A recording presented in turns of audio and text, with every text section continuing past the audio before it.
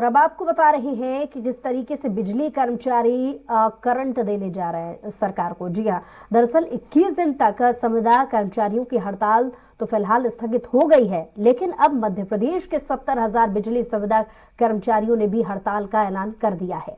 और बिजली कर्मचारी 6 जनवरी से हड़ताल पर जाएंगे, तो वहीं 9 जनवरी से नियमित इंजीनियर अधिकारी भी समर्थन में उतर जाएंगे।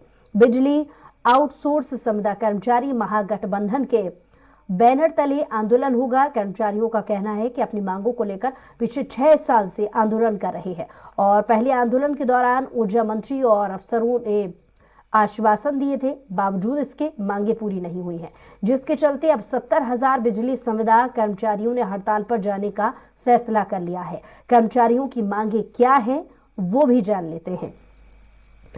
दरअसल मध्य प्रदेश में हड़ताल का दौर पिछले दिनों से देखने को मिल रहा है। बिजली कर्मचारियों ने हड़ताल का ऐलान कर दिया है। 6 जनवरी से बिजली कर्मचारी हड़ताल पर हैं। 70,000 कर्मचारी इसमें शामिल हैं। परमानेंट इंश्योरेंस समेत 5 इनकी प्रमुख मांगे हैं, वो हम आपको बता रहे हैं। अब बिजली कर्मचारियों की हड़ताल में 6 जनवरी से बिजली कर्मचारी हड़ताल पर चले जाएंगे। वेतन विसंगति इसमें सबसे प्रमुख है। 20 लाख रुपए तक दुर्घटना बीमा भी कराया जाए, ये इनकी प्रमुख मांग है। पुरानी पेंशन बहाल की जाए, ये भी इनकी मांग है। तो चलिए खुद कर्मचारी नेता राहुल मालवीय जी से ही जानने की कोशिश करते हैं कि इनकी क्या कुछ प्रमुख मांगे हैं और सरकार तक वो इसे किस तरीके से पहुंचाएंगे। बहुत स्वागत है आपका राहुल जी। धन्यवाद। राहुल जी, प्रमुख मांगे आपकी 5 हैं, सरकार तक इसे पहुंचाने के लिए क्या प्रयास आपकी तरफ से किए जाएंगे?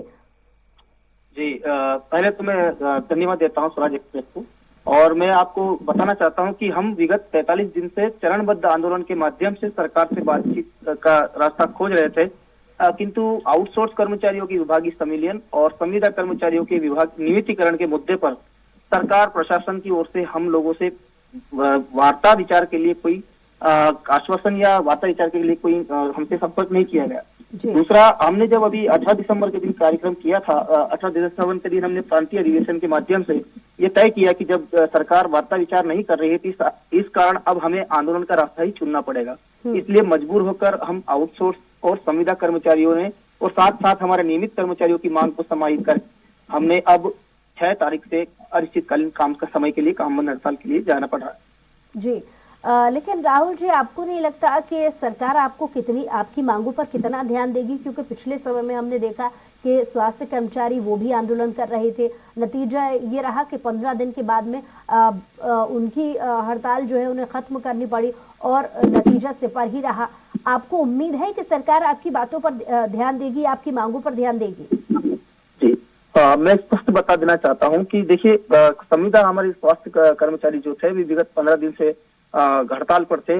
उन्हें क्या आश्वासन मिला ये हमें ज्ञात नहीं है, किंतु उन्होंने अपनी हड़ताल वापस ली क्योंकि उनके साथ में एक समांतर व्यवस्थाएं चल रही थी। क्योंकि संविदा स्वास्थ्य कर्मचारियों को काम बंद करने से समांतर में प्राइवेट हॉस्पिटल से आप इलाज आदि व्यवस्था ले सकते हैं, किंतु बिजली एक ऐसा सेक्टर है जहां पर केवल बिजली विभाग के लोग ही प्रोवाइड करवा सकते हैं। वहां कोई प्राइवेट सेक्टर के थ्रू या कोई समांतर व्यवस्था नहीं है। इस कारण अगर हम लोग हड़ताल पे जाते हैं तो निश्चित तौर पर स्वास्थ्य, शिक्षा, उद्योग, काम धंधे, किसान और उसके साथ में जो हमारे अन्य जो व्यवस्था के साधन है और सरकारी कामकाज भी इससे प्रभावित होंगे। इसलिए हम इस बार क्योंकि आपकी मांग सरकार से है, तो सरकार की तरफ से अपनी बात को रखने के लिए बीजेपी से हमारे साथ प्रवक्ता जुड़ गए हैं और साथ ही साथ कांग्रेस से भी एक प्रवक्ता हमारे साथ जुड़ गए हैं। भूपेंद्र गुप्ता जी कांग्रेस से जुड़े हैं और महेश शर्मा जी हमारे साथ बीजेपी से प्रवक्ता जुड़े हैं। आप दोनों ही का बहुत स्वागत है। सबसे पहले महेश जी, आपसे ही सवाल कि पहले हम देखते हैं कि स्वास्थ्य कर्मचारी जो है अपनी हड़ताल करते हैं, उनकी हड़ताल समाप्त हो भी ठीक तरीके से नहीं पाती है कि अब बिजली कर्मचारी भी हड़ताल पर जा रहे हैं, क्या कहेंगे आप? महेश जी। जी, ऐसा सवाल आपका। देखिए, देने वाली सरकार है, सुनने वाली सरकार है। ये वो सरकार नहीं है अलोकतांत्रिक ढंग से धरनों को कुचलने वाले काम करे। ये वो सरकार है जो सबकी सुनने का काम करती है। हमने लगातार कर्मचारी वर्ग हो, पंचायत सचिव हो, हर वर्ग को कहीं ना कहीं राहत देने का काम किया है। चाहे महंगाई भत्ता बढ़ाने की बात हो, चाहे उनका डीए और टीए बढ़ाने की बात हो, ये सारी चीजें जो कर्मचारियों को देने का काम किया है वो भारतीय जनता पार्टी मध्य प्रदेश की सरकार ने किया है, शिवराज सिंह चौहान जी की सरकार ने किया है। ये वो सरकार नहीं है जो एक शिक्षा कर्मी कल्चर चलाती थी और 500 रुपए में शिक्षकों का मजाक उड़ाने का काम करती थी। जो देने वाली सरकार होती है निश्चित रूप से उनसे मांगने का अधिकार भी होता है और अपनी बात कहने का सुनने वाली ये सरकार है, तो सुनेगी भी और जहां उनकी जायज मांगे उनको पूर्ण भी किया करने की दिशा में आगे का कदम बढ़ाएगी। ठीक है, बीजेपी सरकार कितनी सफल सरकार है इसके बारे में भूपेंद्र जी से भी एक प्रतिक्रिया ले लेते हैं। भूपेंद्र जी। महेश जी कह रहे हैं कि बीजेपी सरकार ऐसी सरकार है जो हर वर्ग को साथ लेकर चलती है, उनकी सुनती है। कितना ये तो इतनी शानदार सरकार है कि ये लोगों को फूलों से छूती है। ये तो हाथ से भी नहीं छूते कि ऐसा नहीं जनता को चोट आ जाए। ये जो है केवल राखी के दिन जो है जब महिला का शिक्षक जो है मांग करते हैं कि हमारी पोस्टिंग कर दो, तो ये उनको जो है उनके बाल पकड़ के घसीटवा देते हैं। ये तो गलती से हो जाता है ऐसा काम। ये जब जो है चिकित्सा क्षेत्र के जो लोग अपनी हड़ताल करते हैं, जिन पर इस सरकार ने फूल बरसाए थे, तो उन्हें रस्सियों से बांध के ये ले जाते हैं। ये लोग तो बहुत ही सभ्य लोग और बहुत ही शालीन लोग हैं, फूलों से छूते हैं लोगों को। और ये जो लोग हैं, ये सरकार इतनी शानदार सरकार है कि लगभग 42,000 जो है ये बिजली वाले संविदा कर्मचारी, आउटसोर्स के कर्मचारी काम कर रहे हैं। सरकार जो है अपने भाषण में कहती है मिंटो हॉल में कि इन आउटसोर्स के कर्मचारियों ने बिजली व्यवस्था बर्बाद कर दी है, ध्वस्त कर दी है और इन्हीं का भोग रहे हैं। जब हमारे प्रदेश के मुखिया के ये विचार हैं इन कर्मचारियों के प्रति, इतना फूल से वो इन्हें छू रहे हैं, तो ये सरकार के हम लोग सब तो विक्टिम में शिकार हैं। इसके जो है बताइए, कोई महिलाओं को लोग घसीटते हैं बाल पकड़ के और ये कहते ऐसी सरकार है जो हाथ से भी नहीं छूती कि कहीं चोट न लग जाए। तो ऐसी सरकार है ये, बिल्कुल निश्चित रूप से महेश जी बता सकते हैं कि कैसी सरकार है। लेकिन ये है कि आज जो है ऐसा कोई वर्ग नहीं है। हड़ताल पर आप क्या कहेंगे? हमने पहले देखा कि स्वास्थ्य कर्मचारी हड़ताल पर जा रहे हैं और अब वो ठीक से उनकी मांगे मानी भी नहीं गई हैं। उन्हें फिर से अपनी हड़ताल को खत्म करके करना पड़ा, उन्हें मजबूर किया गया और अब दूसरी बार हम देख रहे हैं कि बिजली कर्मचारी भी हड़ताल पर जा रहे हैं। हड़ताल पर क्या कहेंगे आप भूपेंद्र जी? मजबूर करना, आपने जिस शब्द का प्रयोग किया है वो अपने आप में पूरा उत्तर है कि मजबूर करके ये लोगों को घुटना टेक कराने में विश्वास करते हैं। ये जो है बात कल्याण की करते हैं और फिर जो है लठ के आधार पे उनको मजबूर करते हैं। और मजबूर लोग, आज पूरा मध्य प्रदेश मजबूर है, वोट दे चुका है, अब कुछ कर नहीं सकता है। तो उस मजबूरी का ये जितना भी दोहन कर सकते हैं सरकार कर रही है। ठीक है, इसका जवाब ले लेते हैं। महेश जी, आपने अभी तक भूपेंद्र जी को सुना, क्या कहेंगे आप? ये वही कांग्रेस सरकार है जिसने कर्मी कल्चर की इस प्रदेश में सरकार शुरू किया था जी। वही कांग्रेस के हमारे चला क्यों रहे 18 साल से? कर्मी कल्चर को चला क्यों रहे 18 साल से? ये तो बता दो। आप तो बहुत विद्वान व्यक्ति हो, आप क्यों चला रहे हो भाई? किसको नियमित किया तुमने? अगर नियमित करा होता तो हड़ताल पे बैठते क्या? अगर ये नियमित किया होता तो हड़ताल पे बैठते क्या? एक व्यक्ति को आप तो ये बता दें, तो ये 45,000 नए कहाँ से आ गए जिनको जो है आपने नियमित कर दिया था? तो ये कहाँ से आए 45,000 नए?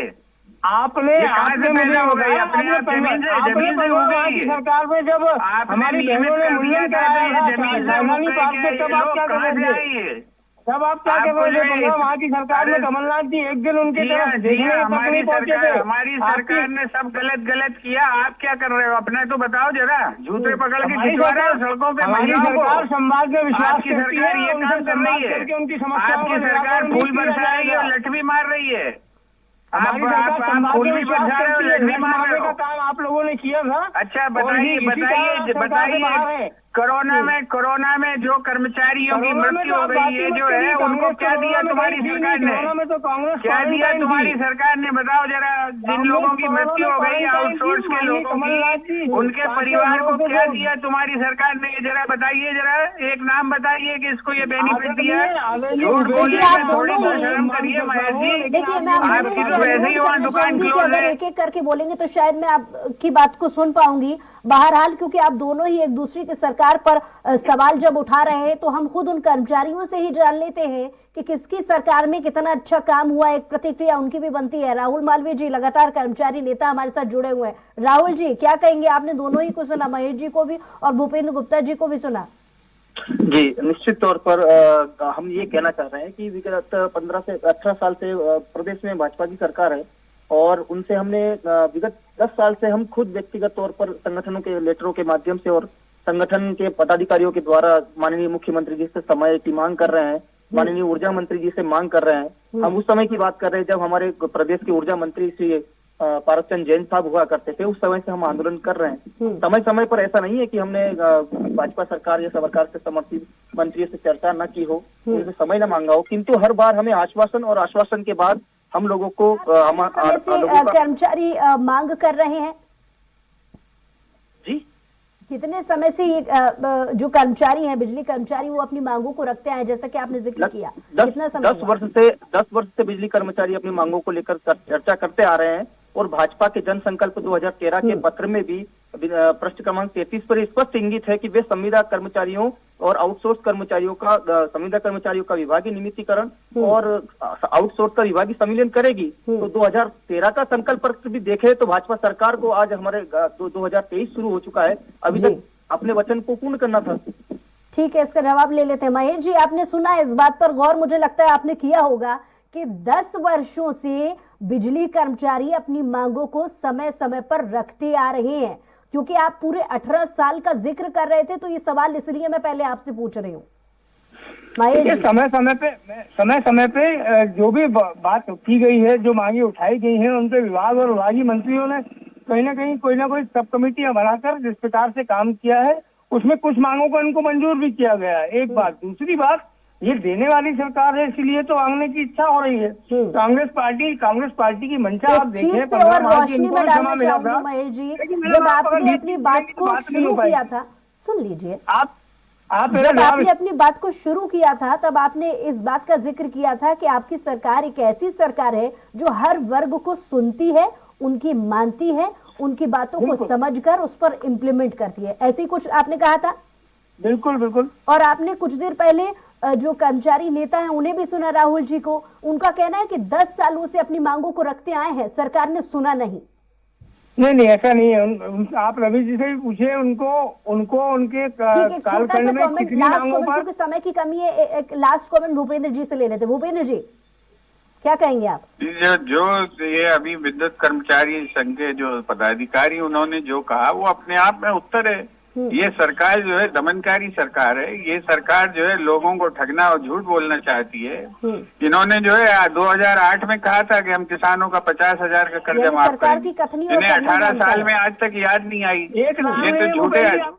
चलिए, अपनी प्रतिक्रिया रखने के लिए बहुत शुक्रिया भूपेंद्र जी। राहुल मालवीय जी हमारे साथ जुड़े थे, कर्मचारी नेता, उनका भी बहुत शुक्रिया। और बीजेपी से प्रवक्ता महेश जी भी हमारे साथ जुड़े थे, उनका भी बहुत शुक्रिया अपनी बात को रखने के लिए।